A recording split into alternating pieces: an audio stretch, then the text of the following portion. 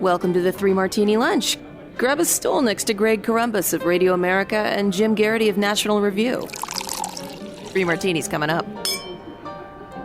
Hey, really glad you're with us for the Thursday edition of the Three Martini Lunch. Your stool is ready, but brace yourself. They're all bad martinis today, and they're not even close. There's no question that these are all bad martinis. So, Jim, to help get us ready for bad news, let's talk about a little bit of good news, and that's the fact that, this is not a martini, that this is the most hopeful day of the year for our football teams, and not even for the Bears. They don't even get to draft until tomorrow unless they pull off a trade because of the pick they traded away last year to be able to draft Justin Fields. But, for teams that, let's just say, are challenged in making the playoffs, like ours, it's free agency and it's the NFL draft. It's kind of like the first day of spring training. There's always hope, and then the fall rolls around. But for now, there's hope. Greg, a couple of years ago, some comedian characterized the NFL draft as Oscars for straight men. Now, if you're a straight man, you can enjoy the Oscars, and if you're not a straight man, you can enjoy the NFL draft. It's a joke. Don't get so upset. There's never any team who says, yeah, we really reached for that guy. We have real concerns about his attitude. The moment we give this kid a huge contract, he's going to blow up his life, buy a sports car, probably injure himself, and we probably just set the franchise back to it.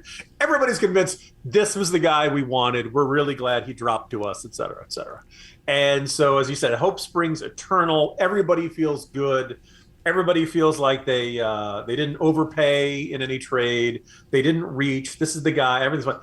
And you get to see these, as I say, kids or young men who, whatever else, generally they've been working very, very hard from at least their teen years, if not before.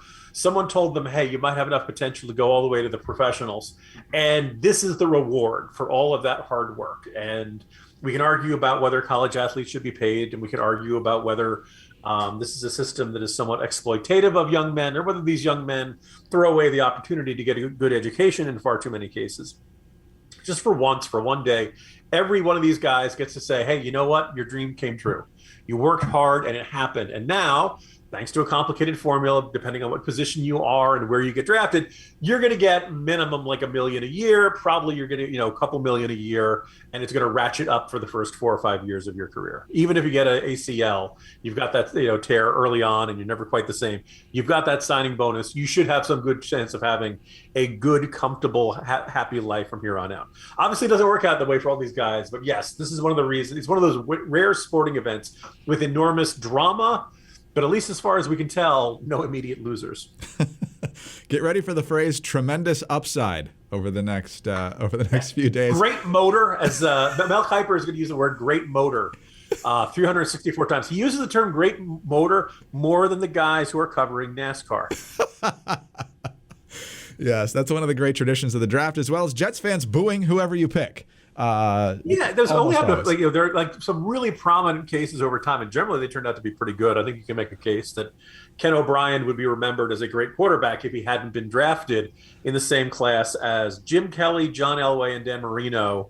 And he was better than Tony Eason and Todd Blackledge. Yes, dear listeners, these are the sorts of facts rattling around in my brain instead of actually useful information. Oh, yeah, the 83 draft. That's a legendary draft. There's a great 30 for 30 on that. But absolutely, yeah, Ken O'Brien was not a bust. Ken O'Brien just wasn't quite at the elite level as the others. 6-3 head-to-head against Dan Marino.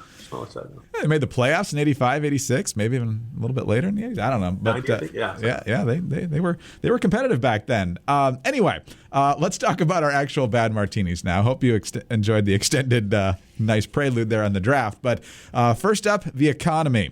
Back in the fourth quarter of last year, the economy grew 6.9%, and the Biden administration claimed that this was the greatest economic recovery in history. No one's ever added jobs in their first year like him. The conditions are a little bit unique when you're recovering from a massive pandemic where so many jobs were lost, but technically I guess you can say that.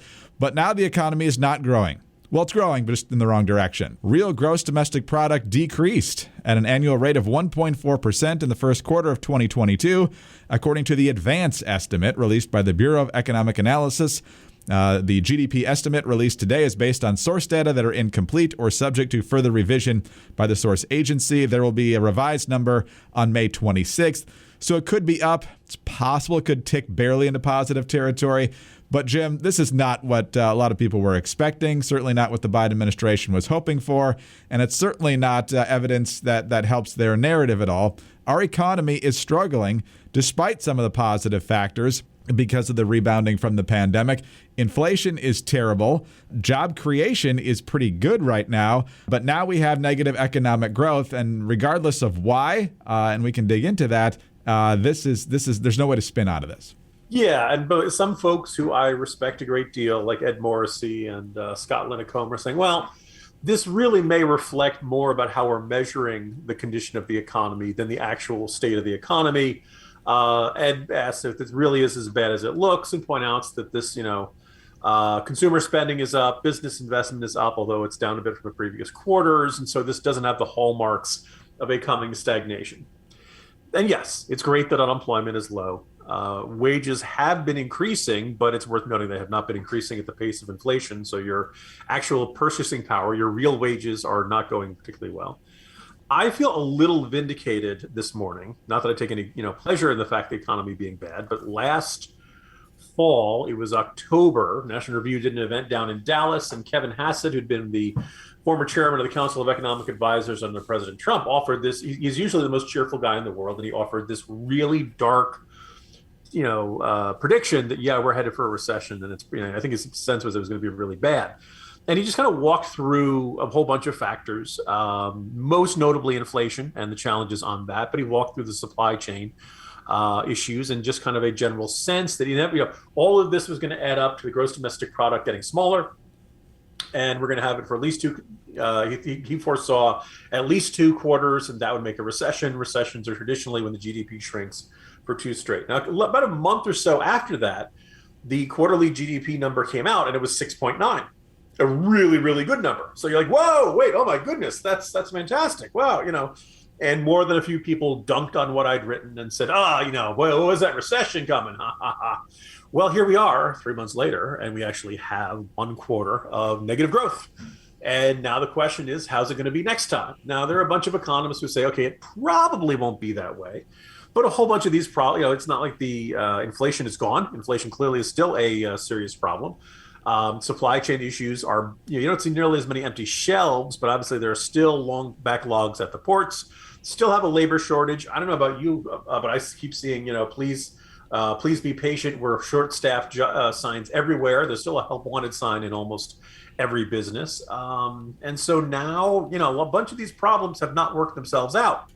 And so if we lost, a percentage point or 2 this quarter, it doesn't seem unthinkable to me that we'll lose a percentage point or 2 next quarter. It doesn't feel like we're in a dramatically different state of the economy than we were then. By the way, we've got the additional curveball of the Russian invasion of Ukraine, which is increasing pressure on oil prices.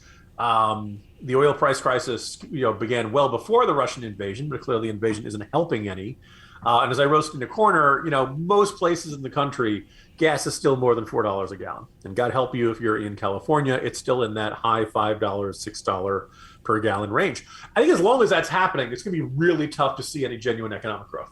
I think that's going to just be eating up so many resources that you're going towards fuel of transporting stuff around and transporting people that there won't be a lot of discretionary money elsewhere. And all of this makes business costs go up, which makes it tougher to have business investments, opening up new factories, developing new products, et cetera, et cetera. So you add all of that up, it points to a shaky at best outlook for the rest of the year. I suppose if you see economic bad news as good news, because it'll be worse for the incumbent party and more likely to elect Republicans, I guess you could say good. But man, I don't think there's any way you can say a negative quarter for U.S. growth isn't bad news, and that's what makes it the bad martini. Well, one of the other things we had in the mix today didn't make the 3 worst martinis of the day, which tells you how bad the lineup was. The Democrats have an answer to this, Jim. They want to raise taxes. So all that extra spending that you don't have, it's going to be even less now because they want to raise taxes, and they're going to try to do it through reconciliation. So that's the Democratic answer to inflation. I don't think people are going to be too excited about that. I also don't think it's going to happen. We can forgive all the student loan debt and then throw another couple trillion into the economy. That'll help inflation. Yeah.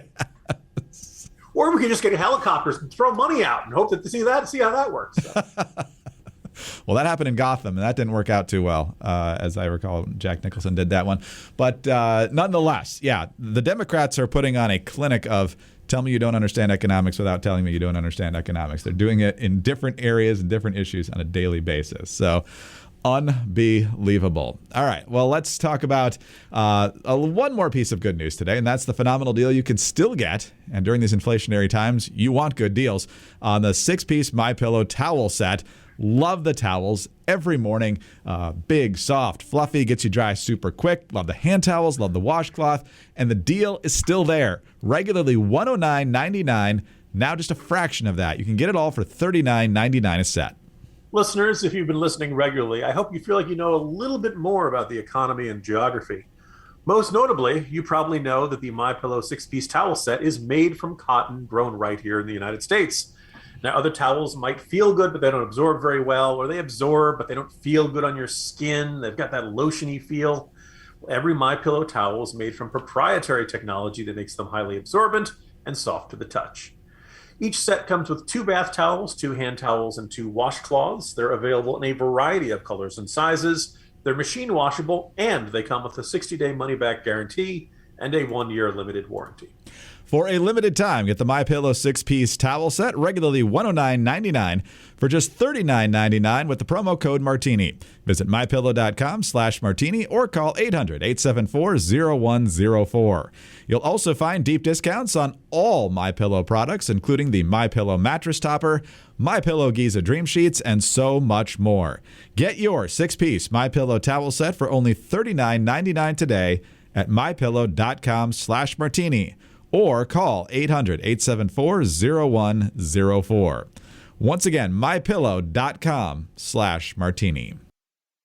All right, Jim, it's been a big week in terms of the issue of free speech. Elon Musk buying Twitter. Still needs to be finalized and everything, but he's been on Twitter on his own account quite actively talking about what it's going to look like. He wants life for the middle 80%. He says the 10% on the far right and far left fringes might not love it so much, but his job is to maximize enjoyment of the site for the 80% in between the extremes. He says free speech means speech that's legal anywhere else in this country. And so he wants a neutral playing field, which has the left tearing their hair out. Coincidentally, maybe not. The Department of Homeland Security is also taking a look at what's being said out there. And let's just say their approach is a little less encouraging than Elon Musk's. Yesterday, Homeland Security Secretary Alejandro Mayorkas was testifying up on Capitol Hill, and he took a question about what the Department of Homeland Security is doing about disinformation aimed at people of color online. And so in addition to some other efforts, he said this. Our Undersecretary for Policy, Rob Silvers, is co-chair with our Principal Deputy General Counsel, Jennifer Daskell, in leading a just recently constituted Misinformation, Disinformation Governance Board. So we're bringing, the goal is to bring the resources of the department together to address this threat.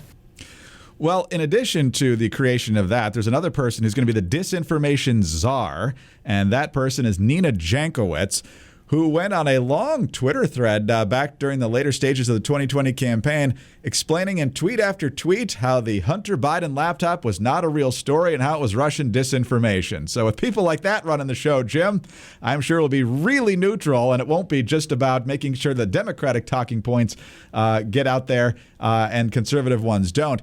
As we were talking about this, Jim says, I have a clip. This reminds me of the Obama era where they wanted to flag false attacks against Barack Obama, and it was called Attack Watch, and the folks over at The Blaze came up with this promo for AttackWatch.com. Attack Watch, the newest campaign website to expose the right-wing lies about President Obama. Get the facts, fight the smears. AttackWatch.com is where you can report attacks on President Obama. If you heard an ad on the radio or television, if you saw a suspicious website, if you heard a friend spreading rumors, let us know. Attack Watch. So that's a parody. But Jim, basically the left's view is we can't have criticism of us anymore. Yeah, there's this recurring instinctive reflex amongst Democratic presidencies that there are people saying on the internet saying things that they don't like, and look, could some of them be false? Absolutely, and that's going to shock you. But never mind the internet, since there have been people, since humans developed the form of speech, there are a bunch of people out there who like to BS stuff. And it was more the debate in the public square, whether you agree with the contention that Twitter represents it or not. You have a lot of people who kind of sort of half remember stuff that they read, and they exaggerate or they say something is wrong. And then there are some people who are no conscience, no problem. They'll just lie. That's fine. They exist. I don't think they're a particularly big or vocal or influential chunk of our public discourse. But obviously most people, when they hear criticism of you or the side you like, you want to say, that's not true. For example, we were talking about gas prices in that last martini.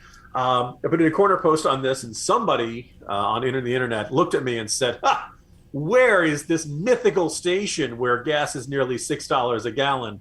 Because he was very upset by the fact that the photo that I'd used had pictures of Chevron station gas prices $6.05, $6.24, $6.37. Now, Greg, as you know, looking for a photo caption is really hard. Because you have to lower your eyes just like an inch or two. And sometimes, granted, the font can be small, but if you looked at it, you'd say gasoline prices at a Chevron station in Garden Grove, California, March 29th, 2022. California always has the highest gas prices, partially because of taxes and partially because of other factors. And certain parts of California are going to be way ahead of the national average. Now, in the corner post, laid out the national average. I laid out that California was higher. And I put up a link to the AAA website where you can check the average by state. But this guy's like, where is this mythical gas station? Garden Grove, California, sir. Now, is that misinformation, or is this just a guy being a schmuck? It's just a guy being a schmuck. It does not require this. But when I heard this, Greg, my first thought was, okay. Look, we always talk about how the Biden administration doesn't really seem to know what it's doing, and Biden will go out and say something, and the next day his staff rushes out. So when I hear that the Department of Homeland Security is going to create a misinformation, disinformation governance board, my thought, Greg, was that certain government officials were putting out misinformation, some other officials were putting out disinformation, and this governing board is going to coordinate it, try to make it just more consistent to get all of the misinformation and disinformation efforts put out by the Biden administration all on the same page. But apparently, no, it's not going to be that at all. I got tongue-in-cheek for that entire section there. And it is really unnerving that she had gone to bat insisting, there's nothing to this Biden, this Biden laptop. Something interesting happened with the Russiagate scenario. And, I went over and actually, in addition to writing about the Russian efforts in the 2016 campaign, I actually had a chance to go over to Austria and do a couple presentations on it. And look, was it good? No. We don't want Russian government or their entities acting on their behalf, putting stuff on our social media. But there's really very little evidence that it changed any votes. And in fact, if Russia was sending anti-Hillary stuff to self-identified, very conservative users of Facebook, it's not particularly likely there were a lot of Hillary votes in that demographic to begin with. But this kind of made the left believe that anti-Democratic Party, anti-left messages from the right aren't just wrong or debatable or something they want to dispute, they're foreign disinformation. Yeah. Now, some schmuck going on lying. Well, it's a free country. You're allowed to lie. There's not legal penalties for lying. The government doesn't. We don't necessarily want the government kicking down your door with a SWAT team because you told something, you said something politically that wasn't true. But we do worry about this if it's a foreign government's propaganda effort, and this is why they're just hanging their hat on this. Like, it's not just people are saying things about us we don't like. It's disinformation. And we in the government have a responsibility to fight that disinformation. That's what the First Amendment is all about. The government should be telling you what you can and can't say. Of course, that's exactly opposite of what the First Amendment says. So it's, on the one hand, it's disturbing. I have a hard time. The mockery of Attack Watch kind of defanged it in a lot of ways. And I think most people saw it as kind of silly when the administration was, had other really much bigger problems to worry about. I'd like to think that's how this is going to shake out this way, but it's still not good for the Department of Homeland Security to start thinking like, well, we have a mission, and that mission is to make sure people aren't saying things we don't like on the internet. No, it's exactly the opposite of what the framers intended in the First Amendment to the Constitution. But you can see the problem the left has. They know they've got an advantage in messaging, and that's why they're pulling their hair out over Elon Musk, even though he's explicitly saying, I'm not favoring one side or the other. I just want it to be a neutral playing field where everybody can engage in the debates. And they can't handle that. They can't handle a level playing field, which I guess is a concession in some way, that they know they're not as strong as the right on ideas. They're sometimes better in messaging. They're bad ideas than we are. But I think they feel like they really can't compete on a level playing field, which should encourage us. But their response to it is chilling. Yeah, I think also there's this, because of the losses they've suffered, 2016, 2020, the down ticket races not going the way they expected. Maybe even 2021, I think there's a genuine, oh my God, what if people don't like what we have to offer? What do we do?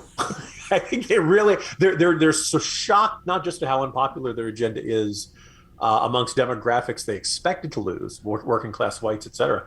You notice they're losing ground amongst Latinos, amongst Asian Americans, amongst African Americans, groups like that. I think that is what's really gripping with that fear of like, oh God, we can't let the other side keep making these arguments because then we keep losing. And, or alternatively, dear Democrats, you could try coming up with better arguments. I was just going to say. But that takes effort.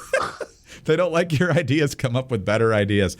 It's not that hard. But instead, no, we're going to probably try to stifle people's free speech. So I love how Mayorkas just kind of slipped that in there. Oh, yeah, we're doing this too. But it's out there now, and hopefully it doesn't last long.